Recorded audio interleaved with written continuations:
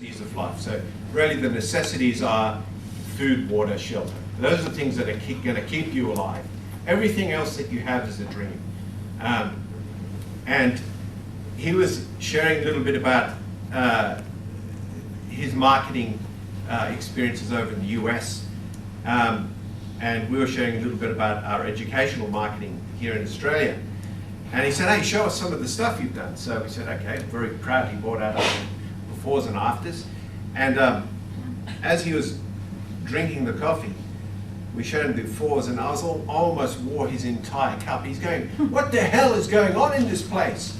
And I said, what do you mean? He goes, from my experience in the US, it appears that the target of what's acceptable is much lower here in Australia. And one of the things that we were showing is that there's a very real tendency for residential colleges to, and I know everybody has budget constraints, but if you've ever been in church, a lot of people will do lots of photocopies, and that's kind of like, when it comes to marketing, we need a brochure. Can you get somebody done in admin to run me out something in Word, print it out on a photocopier, or colored bubble jet, and send this off to the parents, etc., etc. And I just want to talk a little bit about how that's bad for what you're claiming to be as a residential college, and then as a parent, how that parent experiences what your brand says about your college.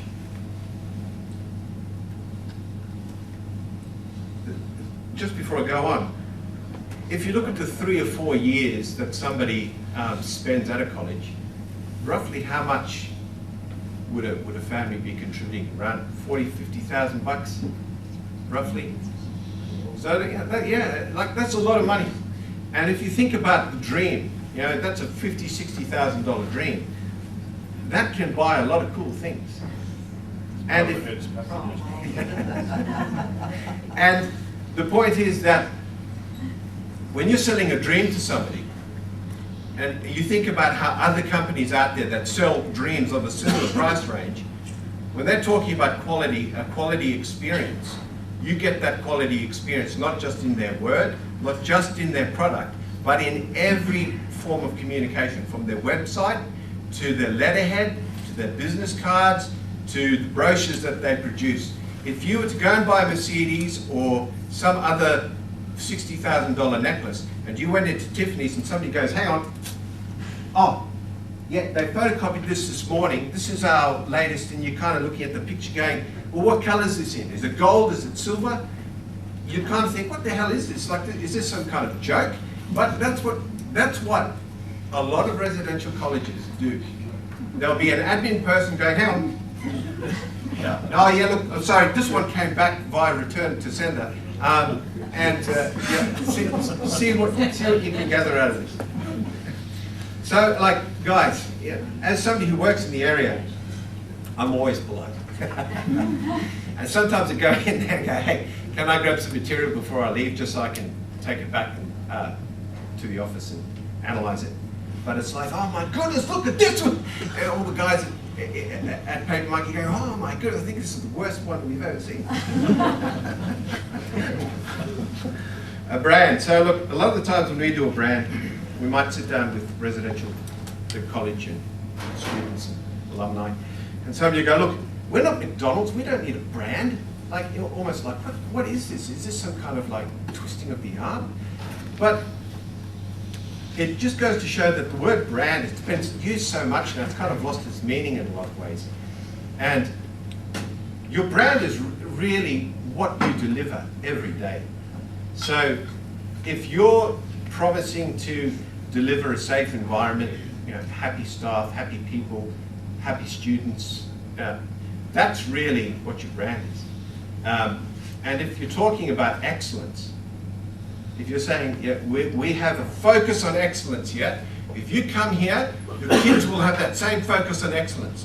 But I'll just grab our photocopy down, and you see immediately that excellence or that claim is totally undone by my experience as an outsider, where it appears that excellence is talked about, but when it's actually delivered, give us a little bit of leeway here. I mean, you wouldn't expect that of a $50,000 Mercedes, but we're asking that of a lot of the parents and students to just swallow that. No, that's the way it is, guys. That's just how we do it here in Australia.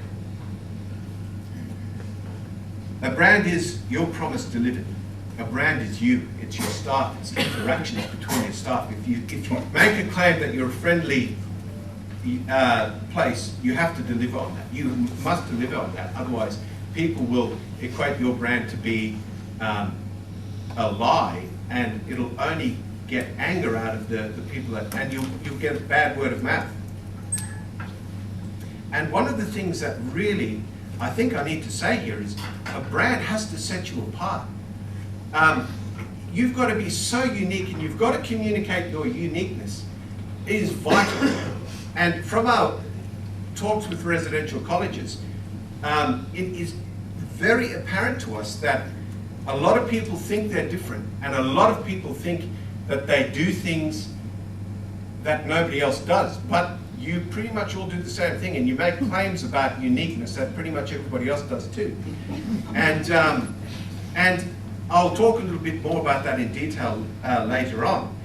But one of the key things that I have to highlight is you must communicate why you are different. And the whole part of a brand is you really want to stamp competition out. If you can crush the guy next door and put your prices up, well, let's do it. But Jesus probably wouldn't like that. Yeah. Here's some of the things. Okay, I go to a residential college and somebody sits down and says, okay, here's what makes us different. We offer an all-round student experience. The other guys make claims in this, but we actually do this. We have a sense of community. Other guys claim this, and this is an example I'll be given. The master would be walking through the college, and kids will come out and go, oh, hi, master, and they'll go, hey, Jimmy, how are you? And he knows them all by name. Everybody says that. Like, everybody claims that as a uniqueness. Convenience of location. We're conveniently located. Well, so is the guy next door. We produce global citizens, so does everybody, and we produce well-rounded students, so does everybody. So what is it that is actually unique about your college? As a parent, I'm a parent and I have daughters. I can't think of the uniqueness. I can see difference in perhaps the sects and the different churches you come from, but really, isn't that just one big family? Like, what's the uniqueness there? Why are you charging more than the guy next door to you if you're claiming exactly the same thing? You've probably seen this movie, Brave. And I'm not sure if you're aware of what happened in the last week with a company in the UK called Brightspark. They've very cheekily been developing movies that copied the Disney brand and hoping to kind of prey on people that didn't know the difference between the Disney Brave. Maybe this is Braver than part 2. But basically what they're doing is coming up with this really cheap, horrible movie that wasn't even based on the Disney brand, but using graphics on their products to confuse people so that they could get money and kind of work off the Disney brand like a parasite. Well, Disney said, you know what, we've had a gutful of it. We're going to give you a cease and desist letter. And this is what Disney said in a statement. I think it's very important. People place great trust, and there's that word trust in brand. Trust in the quality and creativity of Disney.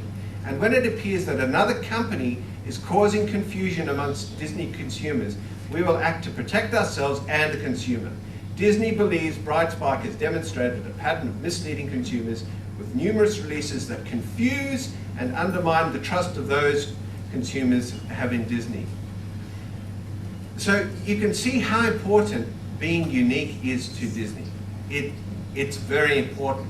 But in the residential college area, being unique is kind of like looked at as like, that's not good. We've all got to look the same. And there's really, if you think about brand and how that applies to a residential college, you're doing the exact opposite of what you're meant to be doing. You're causing confusion, and you're not expressing why it is you're unique or even understanding why that's important. we pick up facts as we walk through residential colleges. And somebody built a great throne. Like, I wish I could have used that throne. But when it came to their brand, they just wanted to spend more on a place where they could do their business than a place where they actually did their business. And you know, and I think I don't get that. You know, like, I'm sure it was a great toilet, but what about your brand? You know, but somehow in the mind of a board or in the mind of managers, it's more important that we make a toilet where I can really enjoy myself than maybe spend a bit more on the brochures and the signs or the material that I send out there. Does your $50,000, $60,000 experience deliver your uniqueness and message clearly? This is where you're meant to take notes, like when you're in church. Confirm your credibility. Connect your target audience emotionally. Motivate the buyer. And create user loyalty, alumni. What is your image saying to the marketplace?